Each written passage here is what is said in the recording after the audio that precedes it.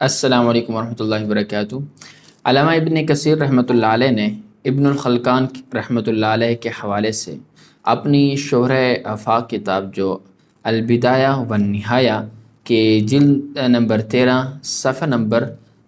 207 پر یہ واقعہ تحریر کیا ہے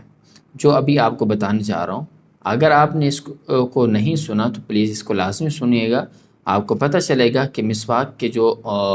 ساتھ بے حرمتی کرنے پر اللہ رب العزت نے اس آدمی کے ساتھ کیا کیا۔ انہوں نے اس کتاب میں یہ بات تحریر کی ہے کہ ایک ابو سلامہ نامی شخص جو بڑا بے باک اور بڑا بغیرت قسم کا آدمی تھا، اس کے سامنے جب مسواک کے فضائل بیان ہوئے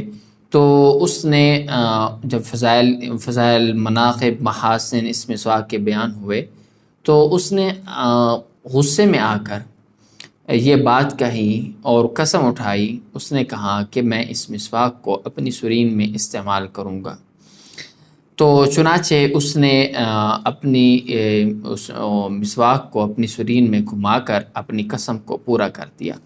اور اس طرح مسواک کے ساتھ سخت بے حرمتی اور بے ادبی کا معاملہ اس شخص نے کیا، تو جس کے پاداش میں قدرتی طور پر ٹھیک تقریباً 9 ماہ بعد اس کے پیٹ میں ایک درد شروع ہوا، ایک محسوس ہوا، تکلیف شروع ہوئی، اور پھر ایک بد شکل جانور جو جنگلی چوہے کی طرح تھا وہ اس کے پیٹ سے پیدا ہوا، جس کی دم ایک بالشت 4 انگلی کی تھی اور اس کے 4 پاؤں تھے، اور مچھلی جیسا سر اور 4 دانت باہر نکلے ہوئے تھے۔ یہ اس کی شکل و صورت کا وہ جانور پیدا ہوا،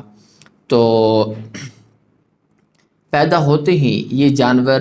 تین بار چلایا، جس پر اس کی بچی آگے بڑھی اور اس نے اس کو پاؤں تلے روند کر اس کو مار دیا۔